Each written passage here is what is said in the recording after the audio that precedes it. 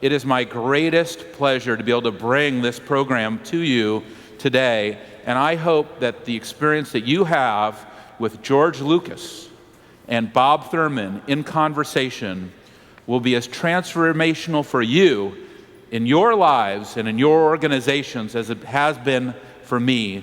These are truly two of the great people we have in the world. So please welcome George Lucas and Robert Thurman.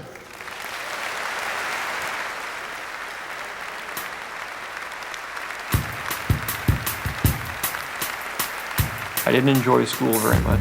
Occasionally I would come up with a teacher who would inspire me.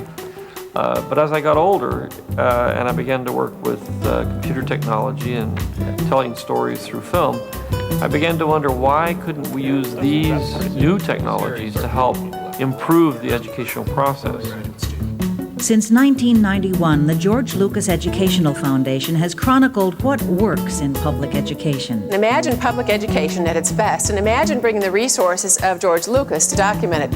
We offer our award-winning media on several platforms, including documentary films, Edutopia magazine, and our website, edutopia.org, showcasing ideal learning environments, providing concrete examples of how technology is creating new opportunities for teaching and learning.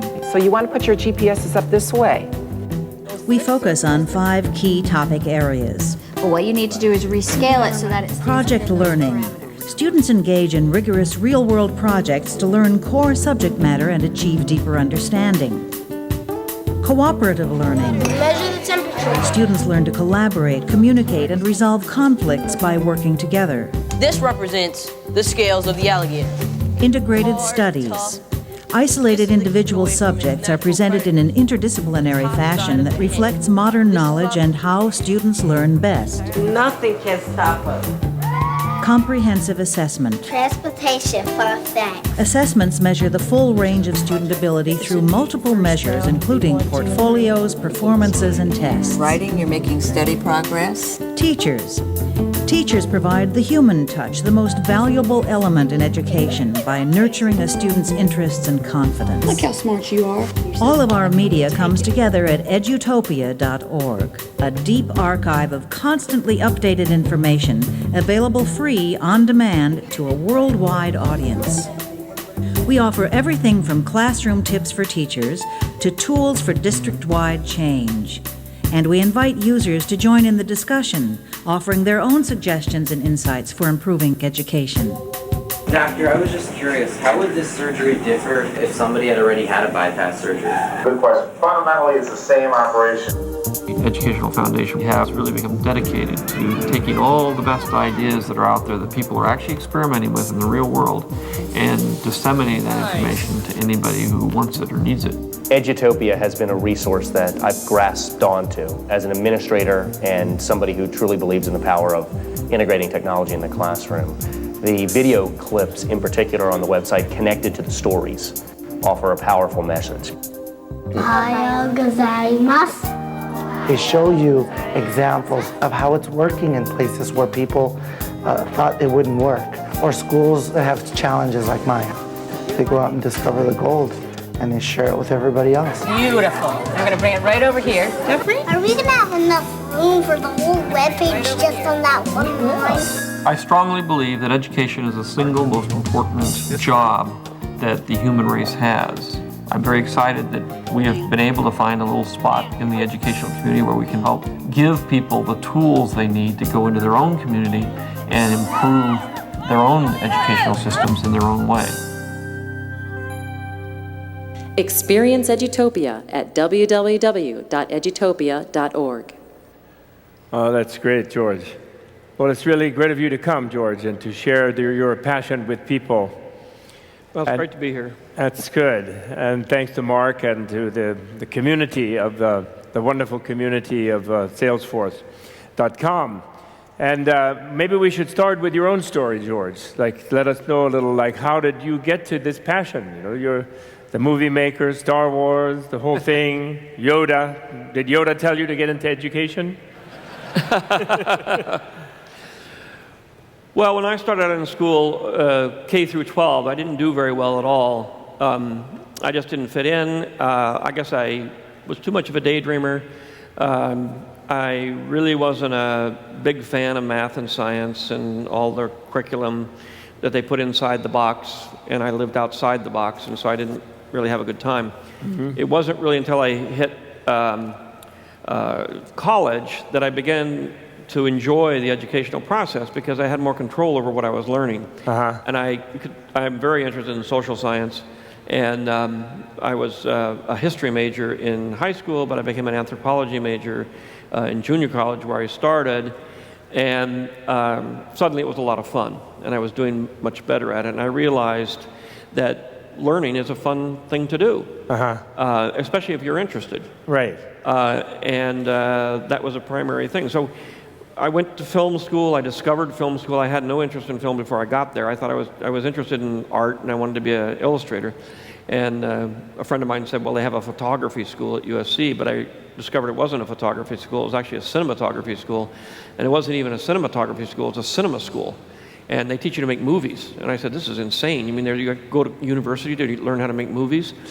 And but I went there. My first semester, I fell in love with it.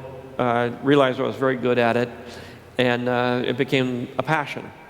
I was very fortunate because your passion, finding your passion and what you want to do in life is the single most difficult thing you can do.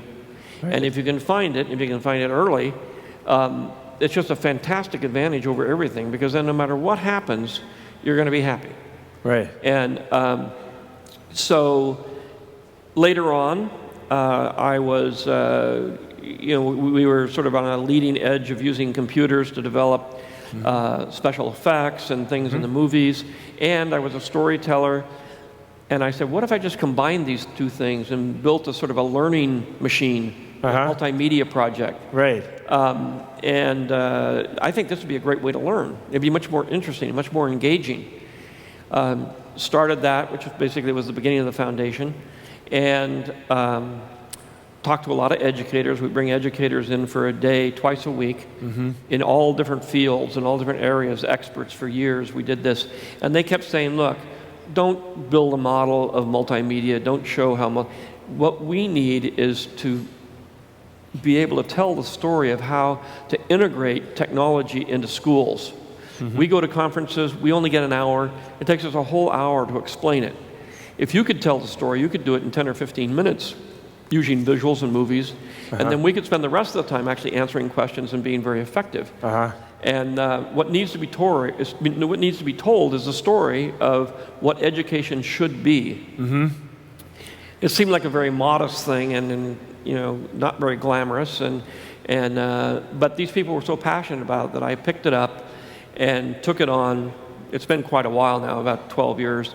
That we've been doing this, and what we do is take the best practices of what education will look like using technology, using video, using the internet, using computers and multimedia in the classroom.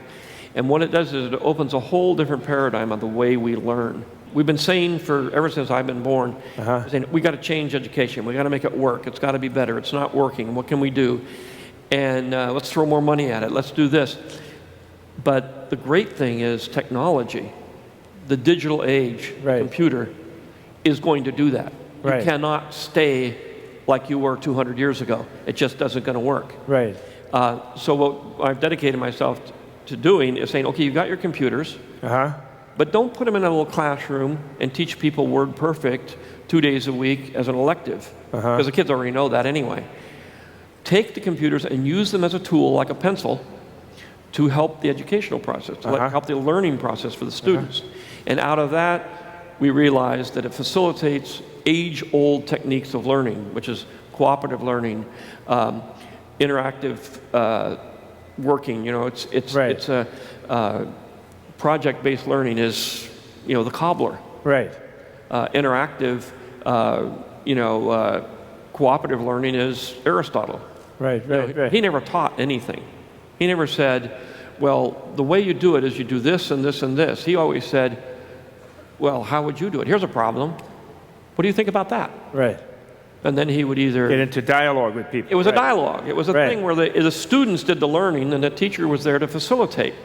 And to say, well, have you thought of this? Well, that's a great theory, but there's a big hole right here. Think about that. That is the way education should be. And it's worked for thousands and thousands of years. And that's the way young children learn. They learn out of curiosity. Kids only have one job in their life, and that is to grow up and be an adult. That's all they want. And so you give them any kind of adult work, they'll do it. And they'll be very excited about it. So instead of saying learn math, you say, here, I want you to build an airplane. But it has to be a real airplane. We're going to simulate it here on the computer. But you have to learn all the science, you have to learn all the math, you have to learn all the stuff in order to get to build this airplane. So they learn it because they need it. They need it as a tool, and they know why they're learning it. That suddenly engages them in a way, and they are learning to do something. Because our philosophy is you teach kids how to find information, you teach them how to assess that information and see how true it is, and then you use it in a creative endeavor to build something, to do something. Like I was just thinking, like in the geography class, Google Earth, get that available to kids on their hands. A teacher is giving a lecture and they can zoom in on Saskatchewan. You mentioned earlier, it took you some time to find out where Saskatchewan was when you were little. Well, what we've done is say we have narrowed our focus into just informing people. We gather the information. We say, Google Earth. Look on Edutopia. You'll see one of the tools you have available to you is Google Earth if you're doing geography. But it shows you all the things that are available to you. But it also shows you have that on the website, a way of hooking up a teacher to use it shows you then how to organize a classroom around these ideas using the technology, cameras, computers, the internet, to enhance the learning experience. And you can do it, there's just a zillion different ways. We show the ones that are actually being used now. All this is very, very new, and all we're trying to do is make it more available, the information more available.